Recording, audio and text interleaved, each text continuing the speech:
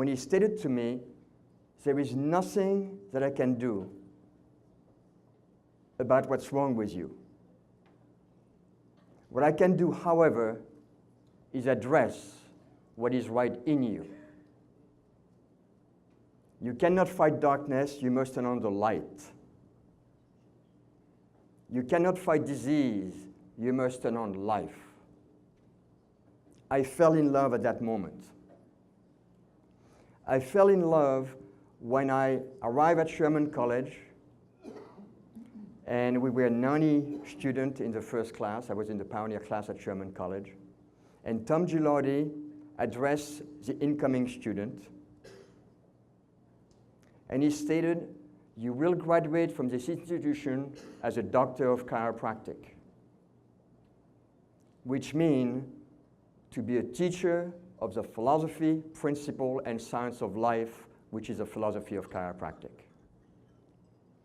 The title doctor does not mean someone who is chasing symptoms. It has a different meaning in our profession. I fell in love with chiropractic at that moment again. I fell in love with chiropractic at school assembly. I remember they were bringing the pioneers, people that had gone through jail for chiropractic. And they stood up in front of the student body and told their story. The story was that they got arrested for practicing medicine without license. And they were given a choice by the judge. You can say that you practice medicine without license, go home to your family and pay a small fine. Or you can maintain that you practice chiropractic, and you will go to jail according to the prosecution, 1 year, 2 years, 3 years, away from your family. And every one of those pioneers that stood at the podium at school assembly stated, in due respect, Your Honor, I practice chiropractic. I fell in love with those people and with chiropractic in that moment, because what went through my mind is no one would go to jail willingly because they believed they had a treatment for neck and backache.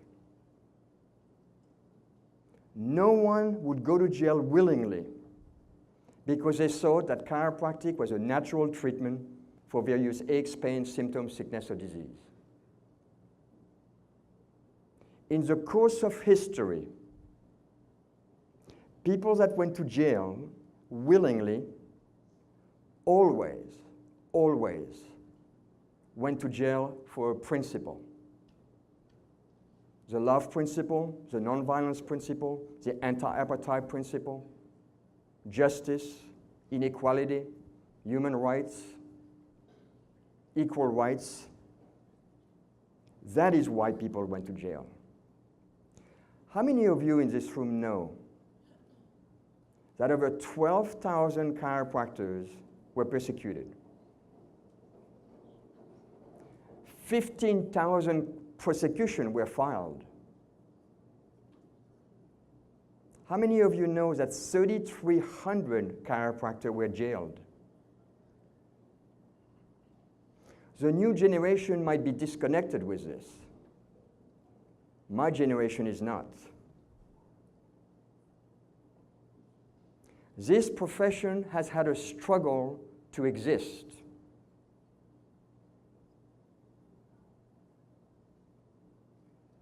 And what it has become.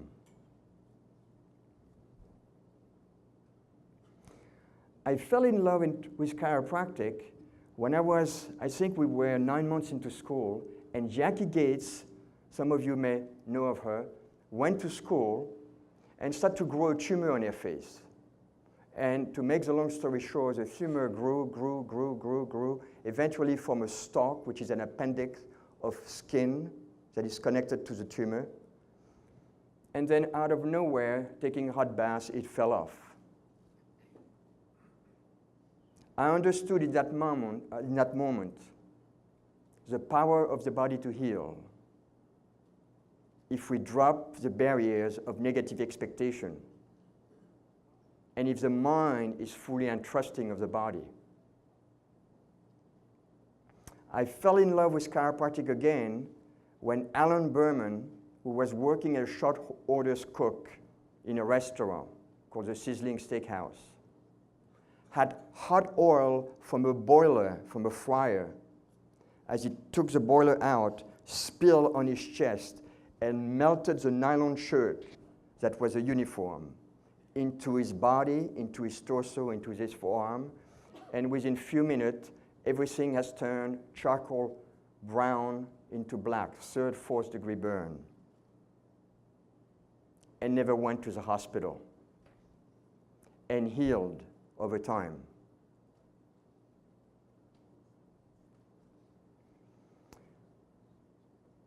So my question to you is, did you fall in love with chiropractic? Are you in love with chiropractic? And for those of you that were in love with chiropractic, are you out of love with chiropractic? And for those of you that are not in love with chiropractic, what do you believe it will take for you to fall in love with chiropractic? Because in my observation of the years, the people that are successful in practice, the people that have a commanding message, an impactful message, a penetrating message, are in love with chiropractic. So this morning, I want to address the students because there's a future of the profession, and many of you I recognize, some of you I don't remember your name, but I recognize you have been here many, many times. So either you have it, or by now you don't have it, which means you probably might never have it. But the students are the future of the profession. And before I go any deeper, I want to say this. Please, please, do not believe anything I have to say. Do not believe anything I have to say. However, listen. Listen with a probing mind, with an inquiring mind, with a discerning mind. Be the devil's advocate. Don't take things for face value from anyone on the platform because they have a microphone and they have the power of the media. Think for yourself. Make decisions for yourself. But listen with an open heart. And if there is something you hear this morning that touches you, a gem, a pearl, a nugget, take it and use it. Unless you use it, our time here will not have been valuable. But if you do use it, my time, your time will have been valuable. My sole purpose for the last 20 years, I practiced full-time for 20 years, and after that I moved to Colorado.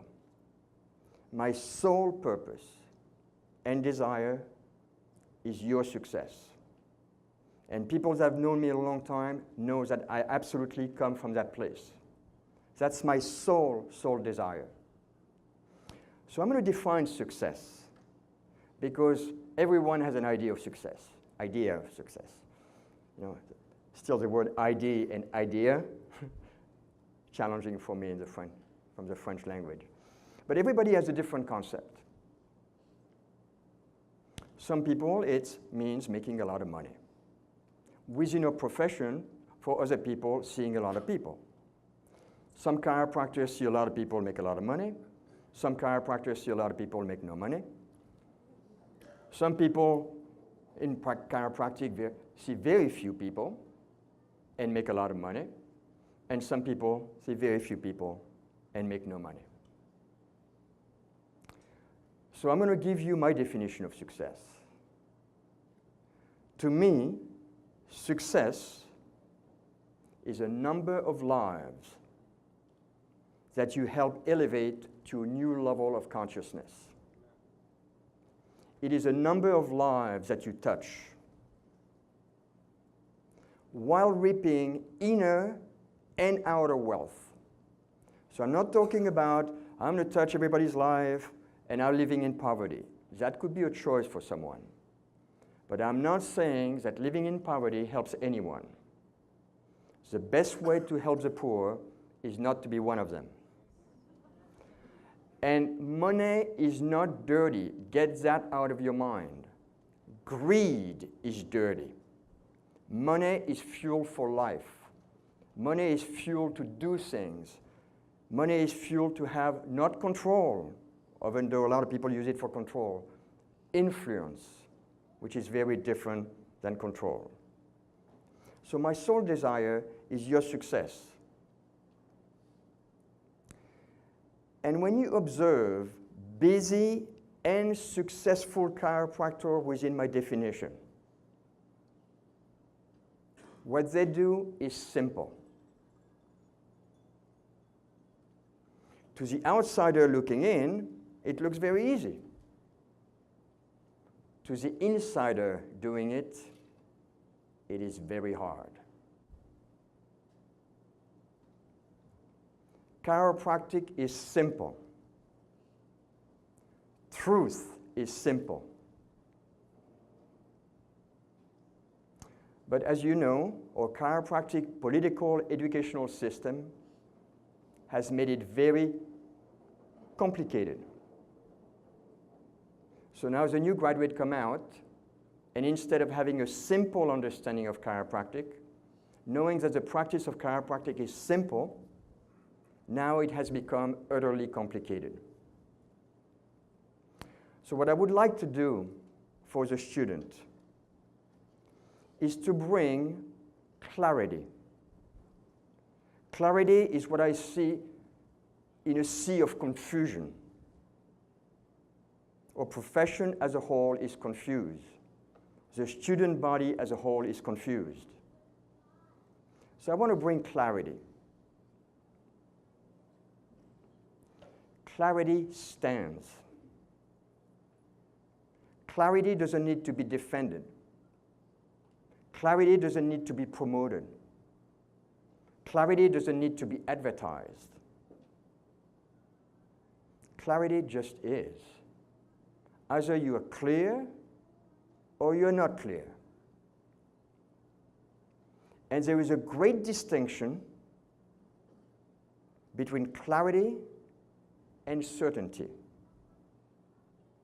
Feel it. I'm clear. I'm certain. Behind certainty reside doubts. Behind certainty is a forcefulness. Clarity just is. It has no forcefulness. It just is.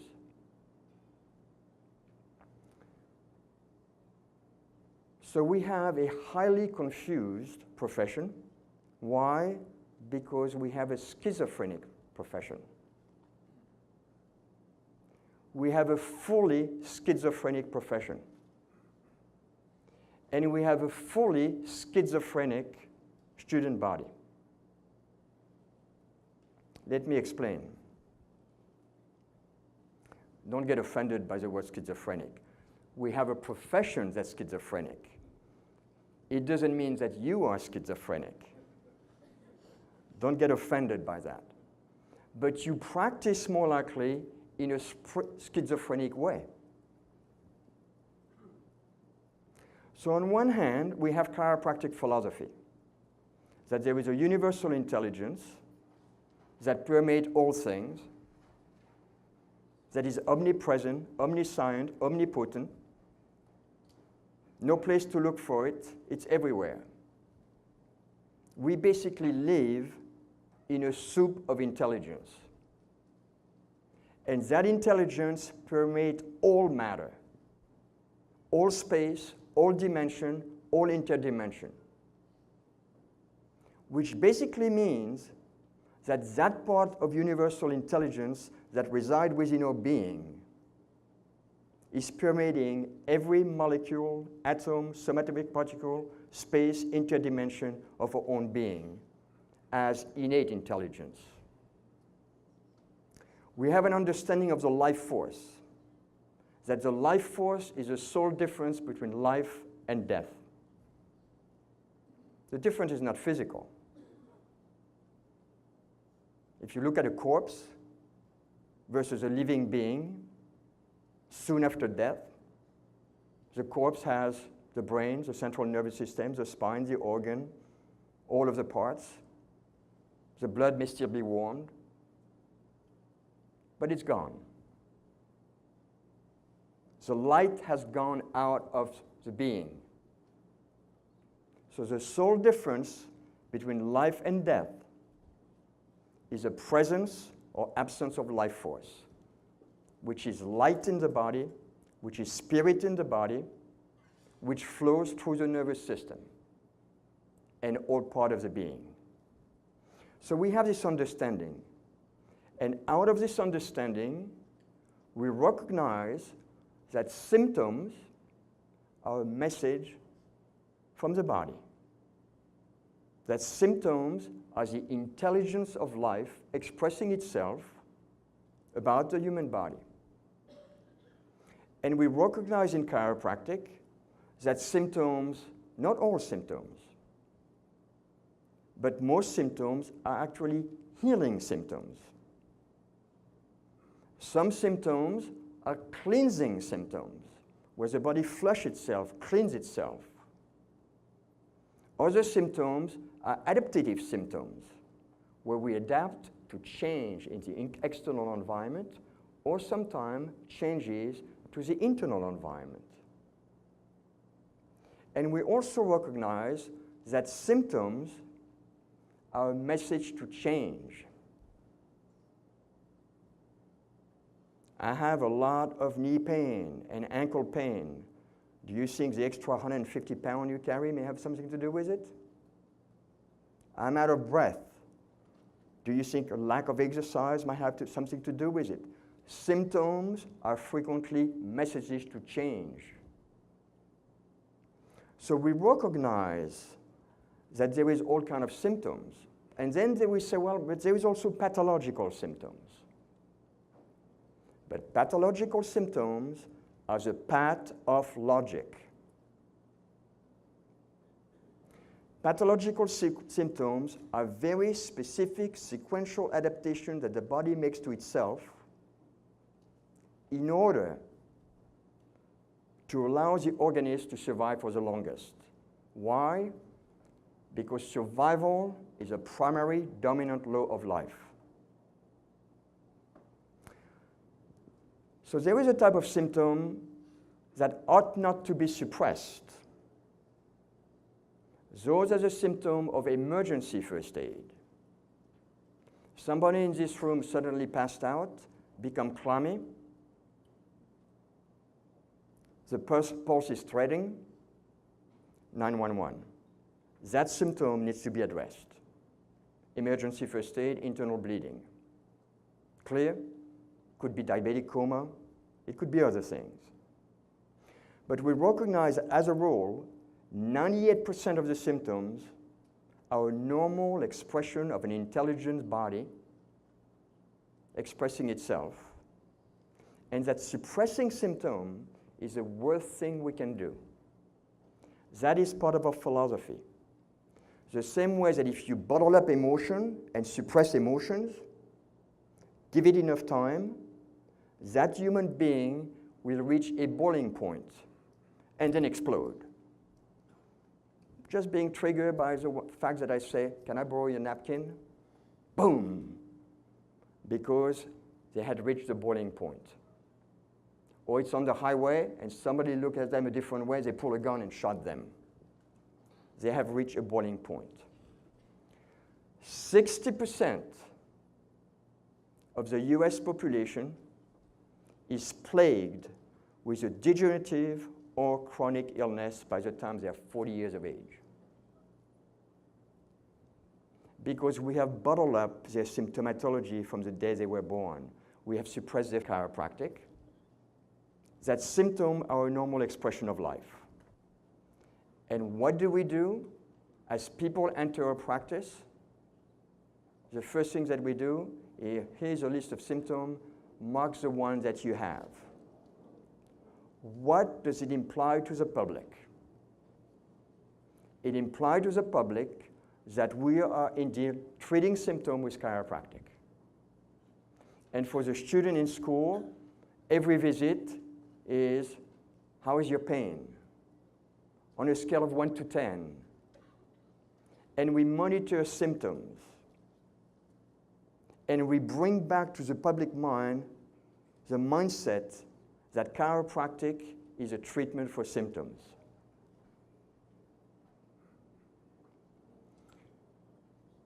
So as a result, we have a fully schizophrenic relationship because we have a philosophy that says symptoms are a natural expression of life in 98% of situations. And then we have an educational system and a practice that is designed to suppress symptoms using not only chiropractic, but frequently all kind of adjunct, which to me means adjunct. And I am not judging. I'm not judging the people that are so-called medipractors. I have great relationship with medipractors, and I have great relationship with the rest of the profession. Because hating the medipractor is the worst thing we can do. Jack Omarek was a medipractor. He became my friend, and through influence, you know who he became. Many people can be changed by loving them rather than judging them and hating them. So I want to bring clarity. And the clarity is going to be a clarity of choice. To be a human being means that we have the capacity to choose. And in my world, there is no right or wrong choice. Pay attention to this. There is no right or wrong choice in life. There is only the consequences of the choice we make. So in our profession, there is two separate and distinct paths to choose. And write this down. Your mission determines your method. Your mission determines your method. So if you have a therapeutic mission, you have to have a therapeutic method. But if you have a life-transforming mission, then you can have a life-transforming method. So there is clearly two paths in our profession. So let's look at one of them. Therapeutic path, the treatment of symptom path. On that path, it's very complicated. But believe it or not, complicated is easy. On that path, what is required of you to do is to add to your education on a regular basis. To keep adding information, more information, to keep up with the new therapies, to keep up with the new things. And soon, you will have to be proficient in pharmacology because drugs are coming to our profession the way that the political educational system has it. So you have to add. On that path, you're a physician, which means you diagnose, you treat, and you prognose. Which means now, being a physician that made a diagnosis, that will apply a treatment, and give a prognosis, you have a professional responsibility to use everything in your arsenal to treat that condition.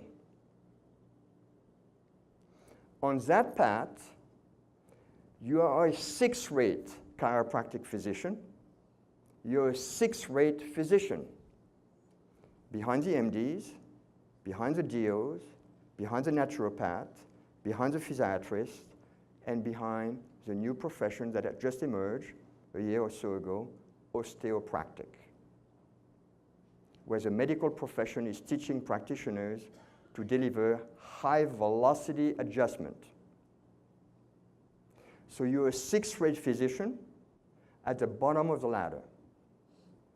On that path, you're a second-rate physical therapist, obviously behind the physical therapist. On that path, you compete for a very, very narrow sliver of the market. Musculoskeletal condition, neck ache and backache. On that path, you contribute to the established so-called healthcare system, which is a failing model, which is bankrupting nations, businesses, families, taking an increasingly growing number of the gross national product.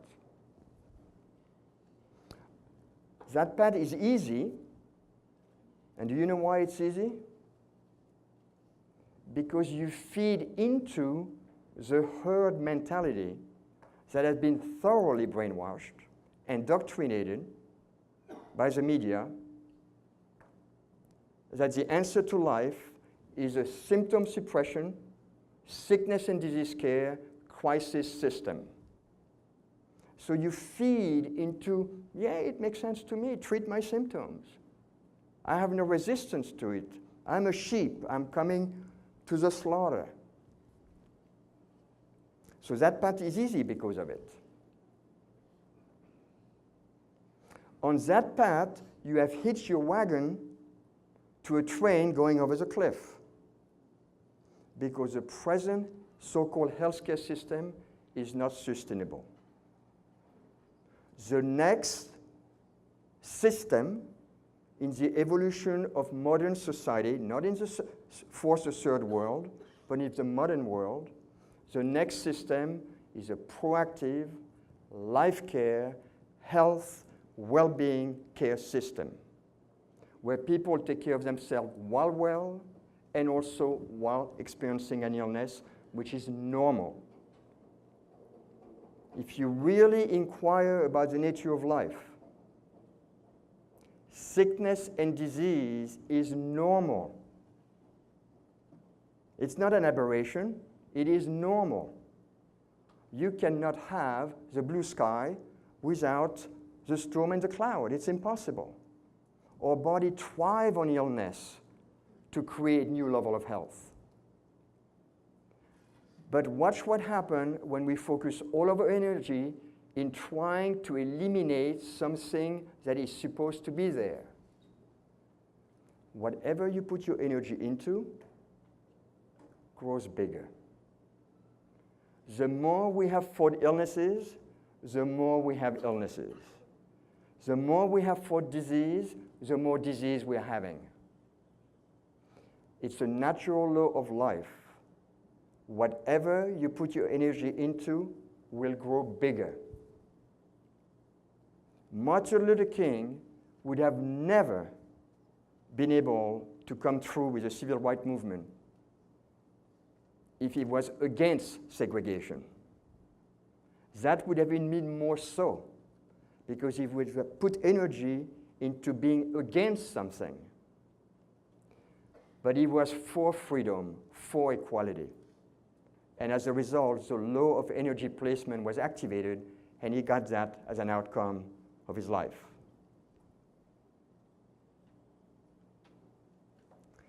In this model, you are more likely to have to use insurance because it's an expensive model.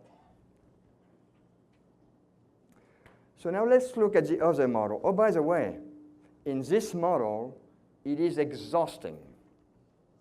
You are virtually a dancing monkey, chasing symptoms around, being led by the nose by the whining and whimpers of your clients, your patients.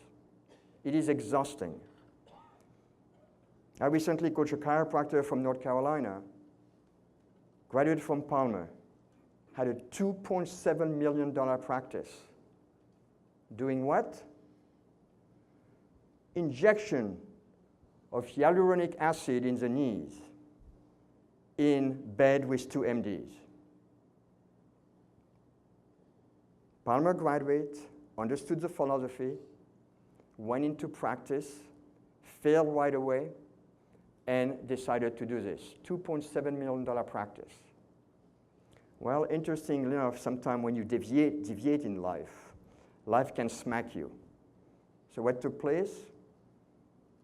He never checked the law of that state. And suddenly it was uncovered that in that state, a chiropractor cannot own a practice with 2 MDs. So the MDs threw him out, got the practice, and he was left penniless, having a lavish lifestyle that he couldn't sustain, got divorced, and suddenly, I don't know how he found me. And now he's back in practice.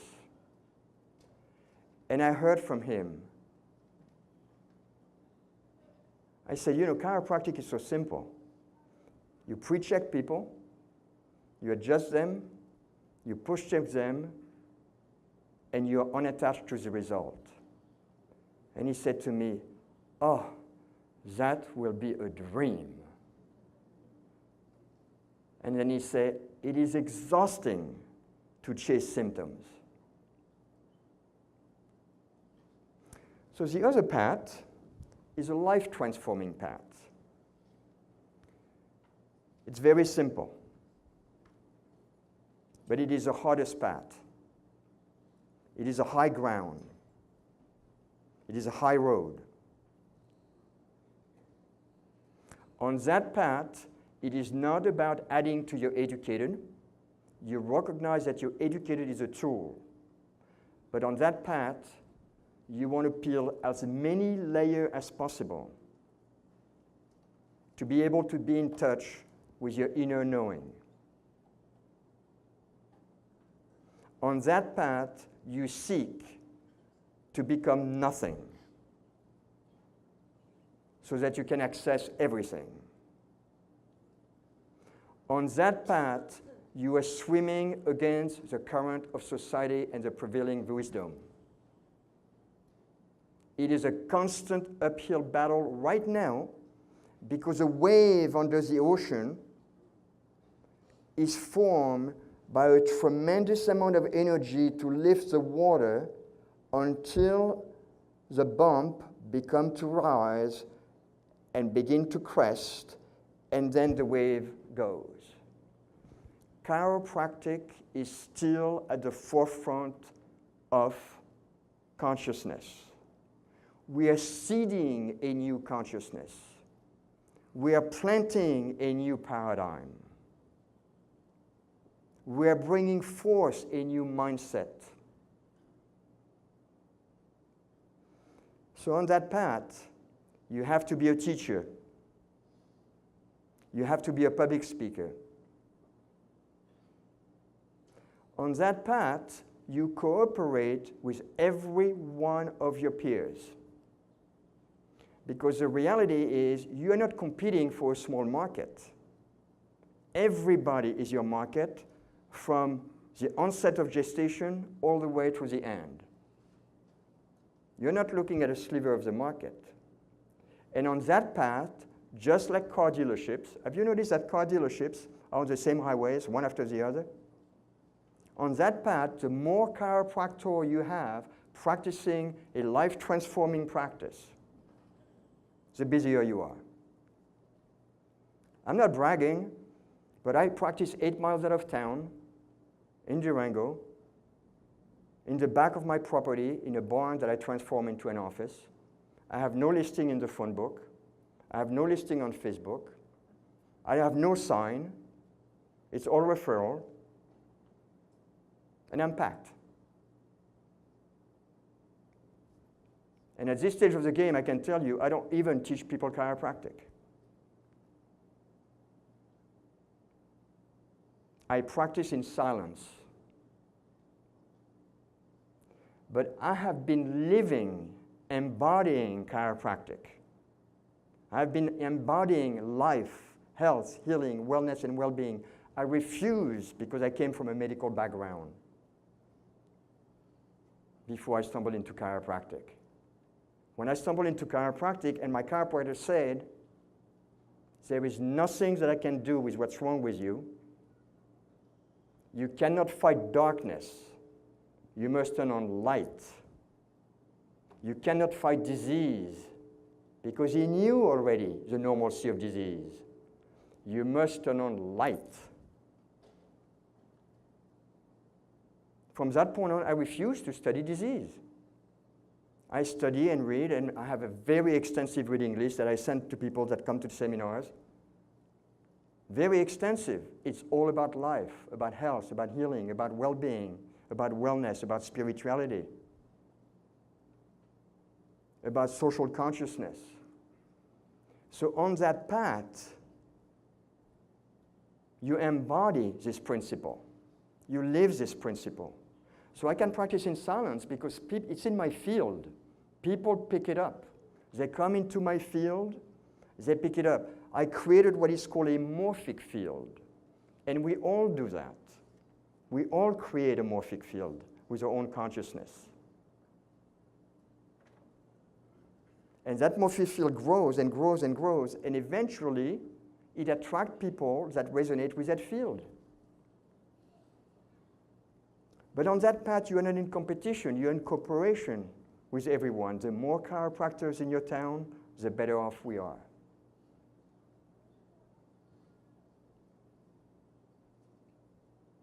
On that path, you become an enzyme of transformation. You're not militant, you're not selling anything, you're not pushing, you're not dogmatic, but you have an offering of knowledge. You have an offering of principle. You have an offering of wisdom. So those are the two separate and distinct paths. And I'm very clear that until our part of the profession, that is mostly represented here, understand that that part will never go away because of one simple reason. It is the easy path. And because in every one of us reside the desire to help others when they're suffering. We have a natural inclination to say, oh, you have a headache, you have a shoulder pain, can I help you, can I fix it? That's why it's so prevalent. But you know what? There is plenty of profession doing just that. We don't need one more of them to feed that very mindset. I don't know if any of you have read the book from Peace Pilgrim. Amazing woman. She walked over 100,000 miles for peace.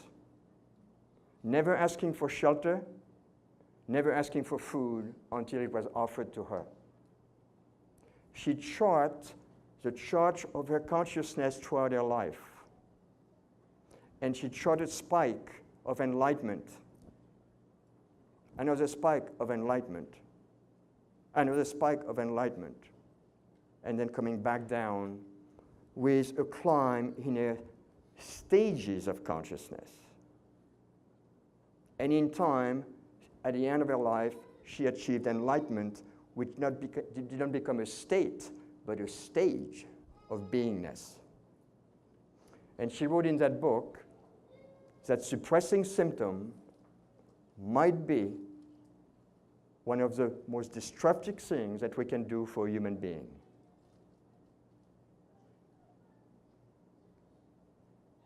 So you have those choices. And the student, it doesn't start when you graduate. It starts now. So my recommendation is that you make yourself a small square, paint it white, hook to it. He's an entrepreneur, and I'm sure by now he would have sold probably 15,000 of those buttons to every student in every campus in the world. This is your path to a proper chiropractic education. Delete with a little in school, you know, like boom, a little noise, maybe different noise towards the classroom. That may change the mindset of the instructors that are feeding the fear. Chiropractic is defined as a philosophy of life in trust, of universal, of innate, of life force, of life in general. Fred Barge wrote the book, Life Without Fear. And I like to upgrade it to life in thrust. It's a philosophy of life in thrust, not in fear. And we inject our students with fear. So in making that choice for the student, I'm asking you to ask yourself this question. Does the world today, does humanity today need another therapy?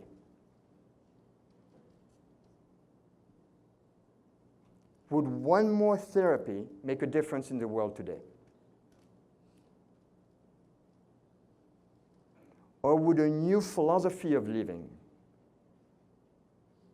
a new recipe for life, a new compass, a new GPS, a new consciousness, a new paradigm, which is embodied by our chiropractic philosophy, isn't that what is needed?